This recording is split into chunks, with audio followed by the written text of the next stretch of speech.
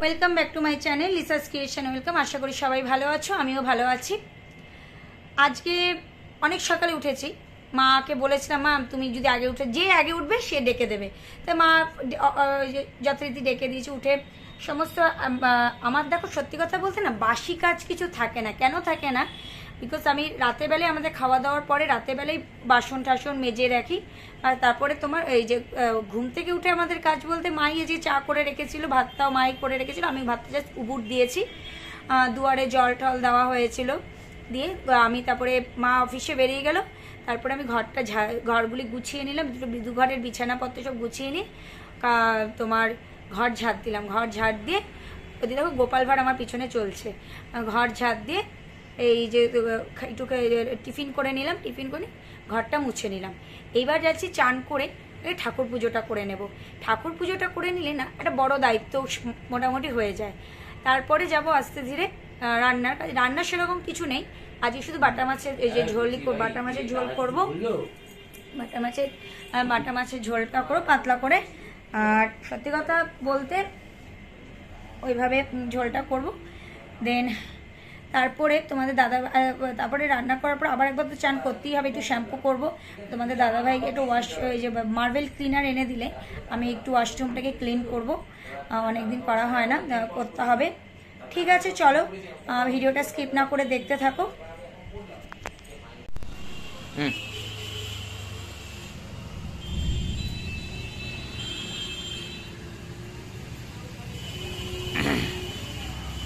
এই যে দেখো বন্ধুরা, তোমরা তো জানতে, আমি এটা যে আমার গাছ, সেই জায়গাটা অনেক দিন পরিষ্কার করা হয় না। সত্যি কথা বলতে এরকম একটা ঘটনা ঘটার পরে সব দিকেই আগোছালো হয়ে গেছিল। সেগুলিকে এখন আবার নতুন করে ঠিক করতে হবে। ভাবছি কিছু গাছের চারা আনবো। নয়নতারা ফুল গাছের চারাটা না সব থেকে ভালো হয়, প্রচুর ফুল পাওয়া যায়। দেখি নয়নতারার চারা নিয়ে আসবো।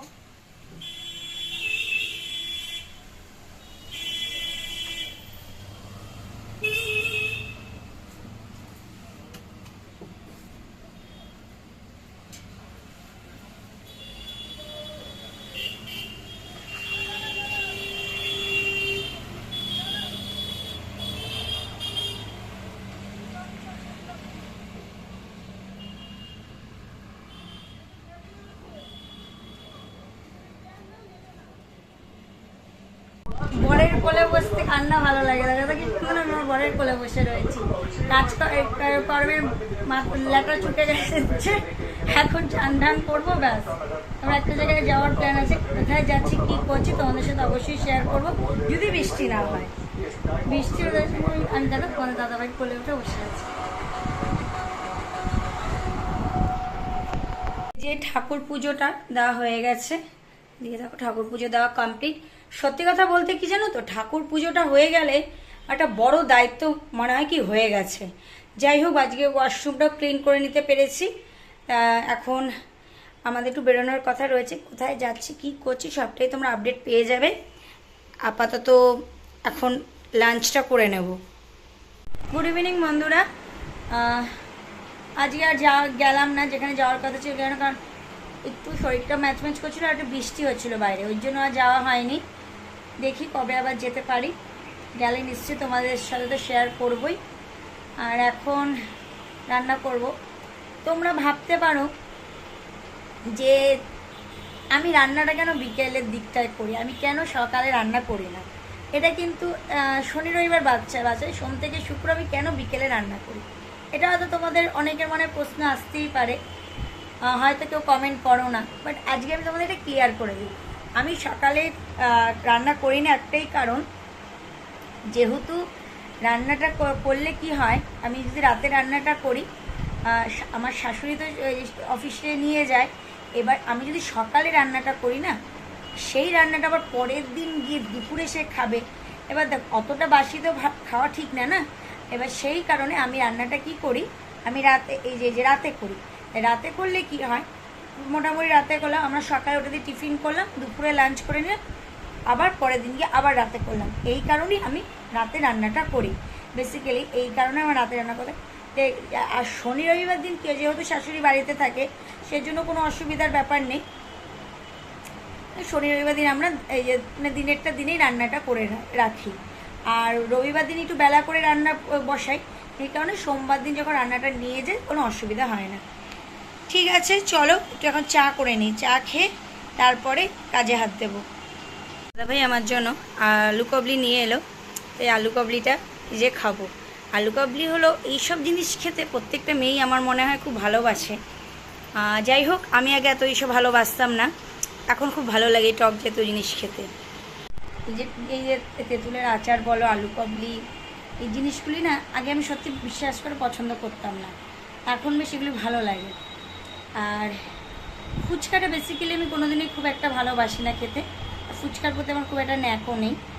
যাই হোক, চা করেছি, চাটা আমার শাশুড়ি আসুক অফিস থেকে, শাশুড়ি এলেই তখন একসাথে চা খাওয়া যাবে, যেহেতু শাশুড়ি এখনও আসেনি সেই জন্য। ঠিক আছে, চলো। সাথে সেইভাবে আসতে পারিনি, বুঝতে পেরেছো তো, সেই কারণে এখন করবো রান্না, বলেছিলাম রান্না করব। এই যে মা এসেছে, মা এসে এগুলো পরিষ্কার করে দিয়েছে, বাট মা মাছটা পরিষ্কার করে দিয়েছে। এখন করবো বাটা মাছের লাল ঝোল।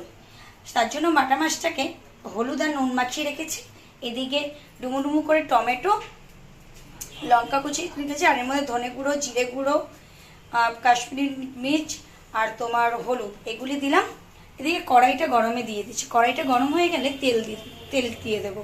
দেখো মাছগুলিকে লাল লাল করে ভেজে কড়াইতে আমি যেগুলি পেস্ট রাখা ছিল সেগুলিকে আমি দিয়ে কষাচ্ছি। যখনই তেল ছেড়ে দেবে আমি তখনই এর মধ্যে জল দিয়ে ফুটিয়ে নেব। যখন ফুটে যাবে তখন আমি মাছগুলিকে দেব। খুব সিম্পলভাবে এটা, মানে পাতলা একটা রেসিপি, মানে খুব খেতেও টেস্ট হয় এবং মানে কোনো মানে এই যে ঝামেলারও কিছু না।